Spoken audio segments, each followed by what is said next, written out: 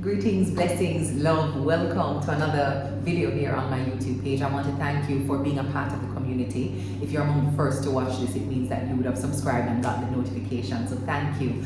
But if you're new to my YouTube page, please subscribe. We share lots of content here that is meant to edify, stimulate thought, maybe open up some debate, but certainly to build community. So please subscribe, and if you like this video, remember to hit the heart button, like it, comment, and share with persons who you think might enjoy it. So if you know or don't know, we can do a little bit of teaching in this video. The first day of November, November 1, is usually recognized as Authors Day, where the world pauses to celebrate authors.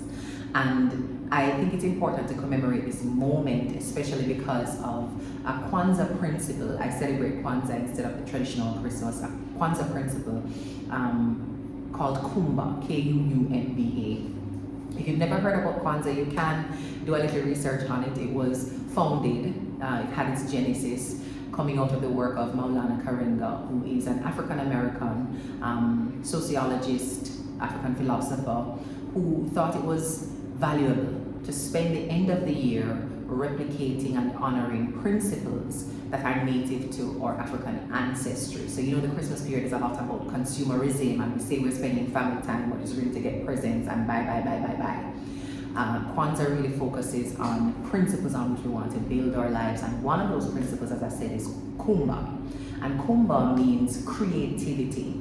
And I think it's so important to pause and celebrate Authors Day because it honors one of those Kwanzaa principles that I hold dear, the need for us as Africans, no matter where we are in the world, once you are of African ancestry, to create something that can leave a mark, build positive legacy, and tell the story of you, your family, your community.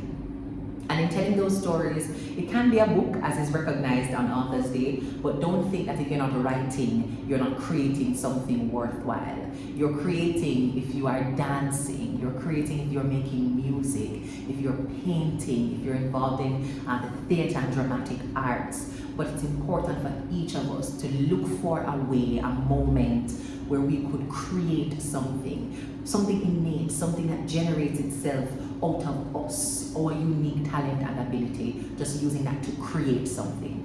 And I thought it important to pause on Authors Day to share with you some books from African American or writers of African descent that have really impacted me. And hopefully you will purchase one or more of these books, but I really want to put it out there and celebrate their own expression of Kumba and creativity, because it has had an impact, a massive impact on my life. So if you're thinking about writing a book, I hope you press play and fast forward it up, because the principle of Kumba invites you to create something and leave a piece of your voice and experience on this earth for other generations to enjoy. And a book is one of the surest ways to get that done. So here are a few of the books written by Black authors that have really improved my life. And I'll start with this one. I have 3 books, and they all happen to be written by Black women. Nothing wrong with that, but I find it interesting too that the writings of Black women have had the ability to stir me into movement and purpose and vision and courage. So the first book is Until Today by Iyanla Vanzant. Now, she is a very popular African-American writer. And this book came into my space when I started to follow a friend of mine. I met her at a conference in California. Her name is Carlin Purcell. And Carlin shared that she was reading this book. It's actually a daily devotional. So because I followed her, I would see her daily posts, going through a section a day or a page a day, where it calls you to some spiritual wisdom and reflection. And I bought it. And I've had it for about 3 or 4 years now. I've used it twice in terms of annually, because it's a book that you should read every morning or every day of the year. So it has 365 lessons. I did that for the first year that I bought it, and I've done it a second year since as a refresher course, and I think next year I'm going to go back to it again. But I love this book by Iyanla Vanzant, and as you can see, it is very well worn. It's been on my shelf, as I said, for about 4 years. So you can tell the discoloring of the pages, and of course the notes. You can see some pen colored ink writing inside the book. I've even dog-eared to bookmark some thoughts that really resonated with me. So since this one popped up, it's actually for August 1, I'm gonna read a part of it for you. It says, I'm faith-filled and fear-free because I have more than enough of what it takes to make it through the rough times and the tight places. And some of the sections I underlined under that lesson. What you do when your back is against the wall speaks volumes about the nature of your character. Every human weakness is strengthened by experience.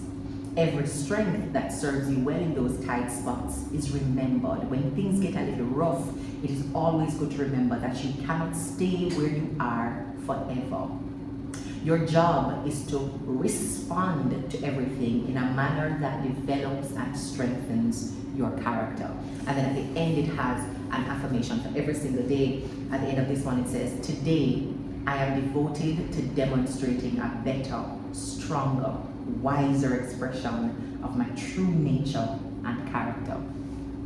Now, I knew there was a reason I dog-eared this page, because isn't that life? You're not feeling that you're going through something all the time, always in a valley. I love to talk about valleys, and trying to figure out how you navigate that. How do you make good use of even the tight spaces and the tough spots? So I'm sure that's why I had selected this one.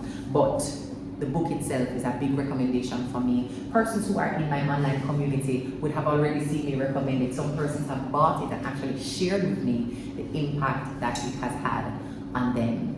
So I'm happy to know that it is also serving others from my sharing it. And I'm doing that again because if you haven't heard of it before, I want you to consider adding it to your reading list for the coming year and just infuse it in your daily devotional mantra or meditative exercise. It's so powerful. The second book for me is a very recent addition to my bookshelf. It was written by Odetta Rocket Karen. She's a Jamaican businesswoman, maverick. I mean, she has done massively impressive things and built a career from grit, focus, dedication, and just a tactical approach to developing her skill to, courageously stepping out into spaces that feel unknown and unsafe, but trusting herself to get it right. Country girl, grew up in St. James, did not have a smooth and easy childhood, but did not allow that to be an excuse to stand outside of her excellence. So lots of lessons have been found in there for me. You can tell by all these little sticky notes I have to remind me of some powerful reflections that she has shared. This book is available. You can purchase it online. If you're in Jamaica, you can walk into Fontana, and I've seen it in Fontana, and I can't remember which other bookstore, but it's definitely online. So you can purchase it at Goffah, Goffah, goffahglobal.com, and it's delivered to you wherever you are. Let me see if my fingers will pull out a good section. So I just randomly opened a section in the book, and this is where she was talking about rumors and being branded a drug mule, because she generated a lot of wealth in her 20s from working hard and hitting vice presidential status in a Fortune 500 company before the age of 25. So of course, the money that came with that allowed her to do certain things like build a family house in rural Jamaica. And people tend to be suspicious about that kind of windfall in cash. Instead of assuming the best, that she had earned it as a young woman, they branded her a drug mule. Here is what the section says that I actually put a little bracket around. It says, drug trafficking was prevalent at that time in Jamaica, and although it was not commonplace where I lived in rural St. James, I was nevertheless branded a drug mule. When the average mind, see there, when the average mind cannot understand something, it feels compelled to assign some kind of negativity. So, not knowing how I was able to afford to build such a big house, the average mind was forced to concoct a story. If that resonates with you on any level, you're being able to do something that other people can't explain or understand, and so they create a story with the most negative connotations versus assuming the best or even coming to ask you.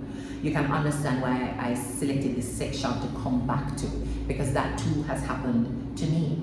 And then this other section says, The sad and unfortunate truth is many people do not find their lives interesting enough to give it the attention it deserves. Oh God, let us talk about that, you know. You give attention, this precious thing that you can only give to one thing at a time. You give attention to other people, their lives, what they're doing. They don't find their own lives interesting enough to give it the attention it deserves. So instead, they hone in on someone else's life to obsess over.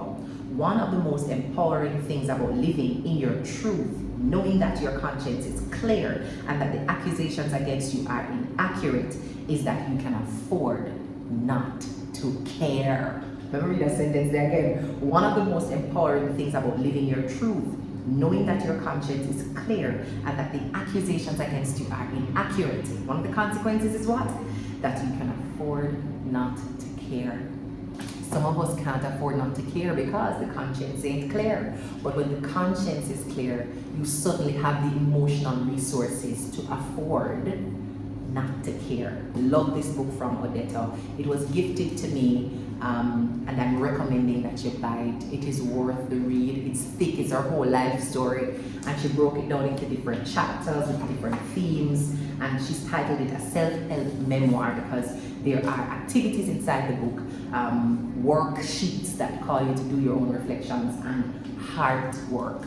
And I say it all the time, heart work is always hard work, but it is the work that we should all be committed to doing because it really takes us to another level of healing, of consciousness, and of peace. The third book is actually a book that I wrote. My first book, I haven't written any others yet, but I say first because I'm calling in another, a second, a third, a fourth. But I wrote a book in 2018 titled Kill Fear, The Art of Courageous Living. And this is also available on Goffah, Goffah, global.com. You can also get it on Amazon. There are a few copies if you're in Jamaica. You can get them at Megamart in Mandeville, I believe, and Megamart in Portmore. But I wrote this book, and why it has been a game-changing book for me is because I had to face myself to write it. I had to look at myself. I had to reflect on my thoughts, my actions, my habits, my beliefs about me, about the world, in order to write truthfully about what it took me to choose courage when fear felt so much safer. It's a warrior's book. And the language in there is calling people to war. I mean, the first chapter is actually titled A Declaration of War. You see the gun in the imagery, the bullets for each chapter, because we're talking about killing fear. Killing the kinds of fears that attack all of us, whether it's a fear of failure, a fear of criticism, a fear of loneliness, and then us choosing to not live with our true voice, express our true talents as our true selves because of fear. It's important to kill it. And again, I'll take a chance with just picking a section in the book. So here I'm talking about the fear of, this is page 96. This looks at the fear of criticism. So this chapter is about the fear of criticism. And here is a section that I ended up opening. It says, there is no flaw that the world can reveal about me that I haven't already revealed about myself. In recognizing my own injuries, I can't be shamed by others who point it out. I am not vested in any sort of image of perfection, but rather progress. Fear thrives on our shame. You are afraid to do something, to be seen doing something. You are afraid to say something. You're afraid to take a risk. You're afraid to fail. You're afraid to be alone in your quest because people might say something that embarrasses you. People might criticize you until you feel ashamed. And because we all try to avoid shame, instead of building shame resilience, as Brené Brown often talks about, instead of building shame resilience, we run away from shame, hide in a corner, and choose our lesser selves. At the end of this book, I'm hoping everyone who reads it gets the divine permission to let their light shine. Don't let fear corrupt your capacity. Don't let fear redefine your purpose. Don't let fear call you into smallness. Enlarge your territory. Do the thing that feels difficult, that feels strange, that nobody can quite understand yet. Choose your courage as your compass, which will lead you to your true north. In stillness, in reflection, in honest but compassionate reflection on your own role in bringing your life to where it is, and your own responsibility to turn things around. But it requires looking at yourself. And as I said, I had to look at myself to write this book. The feedback has been, again, overwhelmingly positive, and I'm grateful to everybody who has purchased the book. If you want to get a copy, as I said, you can get it on gurlglobal.com or on Amazon, or you can send me a DM and I will respond to you. You can drop something in the comments, maybe with your email address, to let me know if you want us to send the link to you so you can purchase a copy. So these 3 books by Black women are the books that I want to recommend that you add to your bookshelf as we celebrate what? Authors. In November we celebrate authors, and these are some of the most powerful writings from Black authors that changed my life, stirred my courage, and helped me to clarify purpose. There are some other books that I love and I would recommend as well. We Should All Be Millionaires by Rachel Rogers is one of them, and a book by Brene Brown and Tarana Burke, You Are Your Best Thing. That book especially speaks around vulnerability, shame, resilience, with specific reference to the African American experience. You know, what shame means for Black bodies in the Western Hemisphere. What does resilience mean for Black people in the Western Hemisphere? What does vulnerability mean for us? Or specific and unique experience with hardship. What does that mean? And how do we treat with that in an emotionally healthy way? So I recommend that book as well. They're available on audio. I listen to them as audiobooks, but you can also purchase the hard copies on Amazon. And the final book that I absolutely have to recommend is actually an ebook. So there is no print version and there is no audio version. It's just an ebook that's available. It's called The Content Boss, Never Run Out of Content Ideas Again. And it's written by a Jamaican author, content creator, entrepreneur. She leads the raw food movement and transformation experience in Jamaica. Her name is Stasia Davidson, or Stasia Alicia, which we prefer to call her. Now, this book puts content ideas at your fingertips. If you're the kind of person who struggles with creating content, you don't know what title to give to your blogs, you don't know what kind of content to create for your social media that will build engagement, build trust, drive sales, this book is for you. It has more than 1,000 titles, templates, prompts, content generation strategies that makes your job of building an online community that much easier. So the link for this is going to be in the description bar below the video. Grab this book. Content creator or content creator to be, grab this book. Thank you so much for watching this video. I do hope it has encouraged you to at least consider getting one or more of these books. I'll drop the links in the description bar below so you can click very easily and purchase each of them. Pick up a book, support a Black author, a Black creative as part of that expression of Kumba. We all have it within us to create something and to leave our special and unique fingerprint on this world. And I hope that this year does not end. I hope that your life does not end without you creating something that the world can enjoy. Love and blessings.